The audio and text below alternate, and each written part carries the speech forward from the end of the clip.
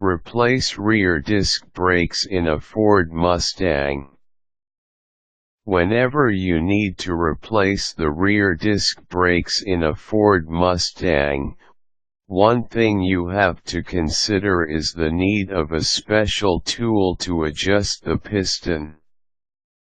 This special tool is called Rear Caliper Piston Adjuster 206-026.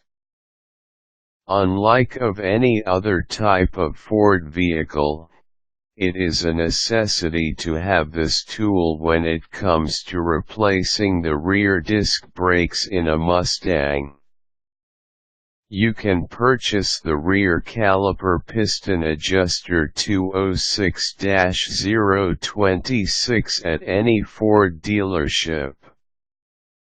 Go to the auto parts department and look for the said item. Once you have all the materials needed and you have read the following procedures, you are all set on replacing the rear disc brakes in a Ford Mustang. Here is the complete list of the things you will need for the replacement of rear disc brakes: brake fluid, car jack, 2 outer rear disc brake pads, 2 inner rear disc brake pads, Rear Caliper Piston Adjuster 206-026, regular mechanics wire, sealed container, 4 spring clips, and torque wrench. Siphon half of the brake fluid and dispose of it. From the master cylinder reservoir, siphon half of the brake fluid and contain it in an approved sealed container. Go to your local auto parts shop and bring with you the brake fluid in order to dispose it properly. Raise the Ford Mustang. Use a car jack on raising the Ford Mustang off the ground. In order to take the wheels off, loosen the lug nuts first with the use of the torque wrench. Cut the connection of the caliper. Have the rear disc brake caliper disconnected and let it hang from the body of the vehicle with regular mechanics wire. Remove the old spring clips. Afterward, remove the outer rear disc brake pads followed by the inner rear disc brake pads. Adjust the piston with the Rear Caliper Piston Adjuster 206-026.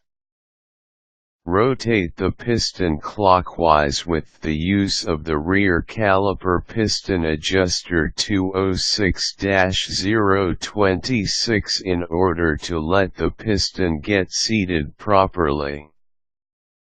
Since the old spring clips, inner disc brake pads and outer disc brake pads are already removed, replace them with the new items. Apply the specific torque. Guided by the alignment pin that can be found on the brake pad, align the notch and the caliper piston. Have the rear disc brake caliper mounted. Apply a specific torque of 24 feet-pound by using the torque wrench. Lower the Ford Mustang. Once you have replaced the wheels on its proper location, lower the Ford Mustang to the ground. You can situate the new rear disc brake pads by means of quickly pumping the brake pedal. Fill in the master cylinder reservoir with clean brake fluid.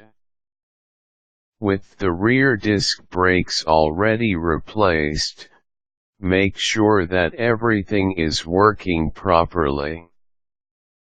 Have a short test drive to make sure that the performance of the Ford Mustang, with the replacement of the rear disc brakes, is not compromised.